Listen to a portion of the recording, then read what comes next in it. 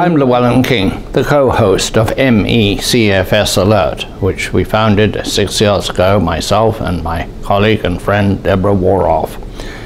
2017 has been a big year in the struggle to find a cure for myalgic encephalomyelitis, commonly known as chronic fatigue syndrome. It's been a big year because there's a quickening of the pace, a sense of possibility that was missing, at least in my judgment, heretofore. A lot of stuff happened. There's a lot more newspaper and media in general interest in this disease. There's a little bit more money. The government has come in, NIH has sat up and is taking notice. And of course, Jennifer Bray's extraordinary movie, Unrest, has stirred interest and comforted, if I can say that, comforted the community in a way that nothing else really has. It's nice to be known that people care, even if they cannot help you directly. Knowing that you are not lost, that you are not a voice in a wilderness, but part of a community, is apparently very helpful. And I'm so glad that so much has happened this year. Now, it is not a cure. We do not know. Maybe in 2018, a researcher will come rushing out, a white coat, flapping, and say, "Eureka," but unlikely. This is a disease of great complexity, I've learned in my reporting over the past 6 years. A disease that doesn't have quick answers and which is subject to various ameliorations but no cure. And the ameliorations differ from patient to patient. There are patients who are helped by Rituxan B. There are patients who are helped by Ampligen. There are patients who are helped by other therapies. None is cured, and none is helped to full health, but is helped enough to carry on.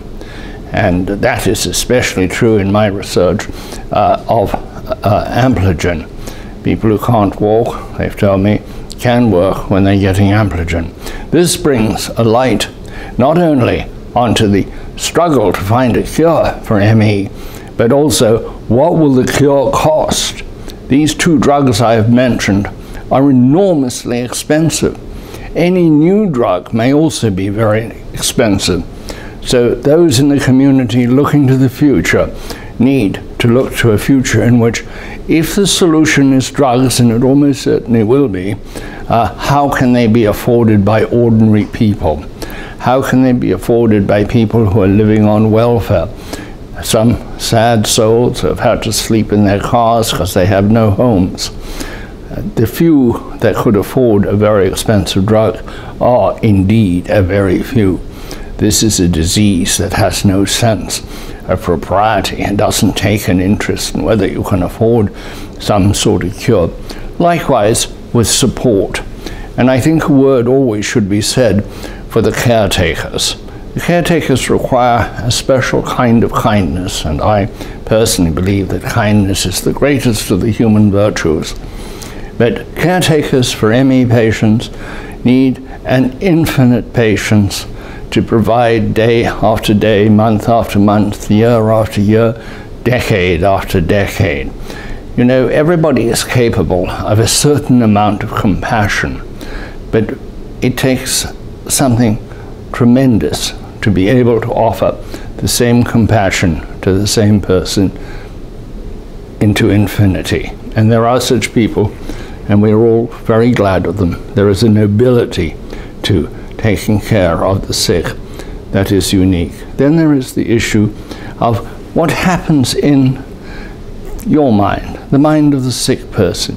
To what extent do you blame yourself? Do you think that you are somehow responsible? Don't do that. You were not made for that. You were not made to be sick. You did not make yourself sick. It is an affliction that came upon you. I think of various little things that you can say or think about that may help someone. One of those is know who you are. Know that you are a whole human being, as deserving of life as all other human beings. Know that people care. Know that the cavalry is forming. It may not get here in time for you. We hope that it will. But it is forming. There is this quickening that I mentioned. The other thing is fear.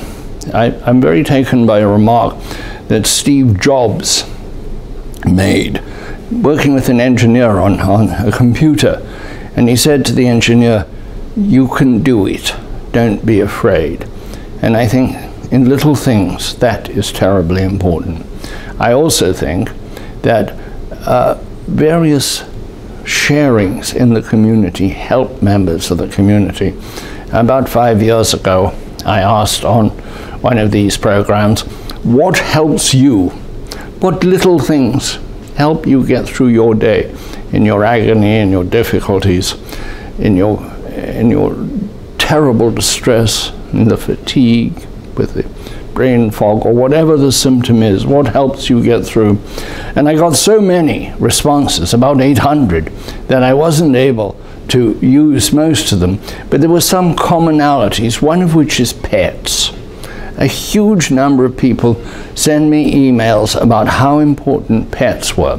Cats often dominated because it's easier for somebody who's bedridden to have a cat than it is a dog. But dogs are close behind with all of the wonder of dogs and their unquestioning love and affection. To your pet, you are a whole and perfect and healthy person. And I think that's very important. Your pet does not know you have ME. Your pet does not know anything about disease. But your pet will know when you're hurting and will do what the cat, the dog, even possibly some other animal can to help you. Animals are wonderful that way, and tremendous pleasure to people who are able to have them. You need to be careful, though, that you can take care of them. That's why I think cats probably beat out dogs by a small margin. Other things, too. Things to eat. Some people find diet helps. Some people find massage helps. Some people find oils help. Other people will say those are purely suggestions, and they don't actually help. But if the suggestion helps, then it helps, and anything that helps. The tragedy of this disease is that you are living under glass, a separate life. Life is going on around you. I personally am most affected and care the most probably for the teenagers, because I had such a vigorous period in my life when I was a teen. And I look at the sick, I look at young girls and young men, and I know that you will not do the things I did. You will not have the ecstasy that I knew, or the pain that sometimes goes with being a teenager. There are hurts as well as joys in being a teenager. But that is the entitlement we have in our lives, and it is the great tragedy of this disease, that it confiscates life, takes it away, puts it under glass, puts it in a separate, lesser place. It's a misuse of the term, but I often think that ME patients are the children of a lesser God. It just doesn't seem right. So, at the end of the year, best of luck to you. Happy Christmas, Hanukkah, Kwanzaa, whatever. And we hope that the quickening of the pace that we have seen this year will be a rush next year. More money, more activity, more energy, ergo, more hope. Cheers.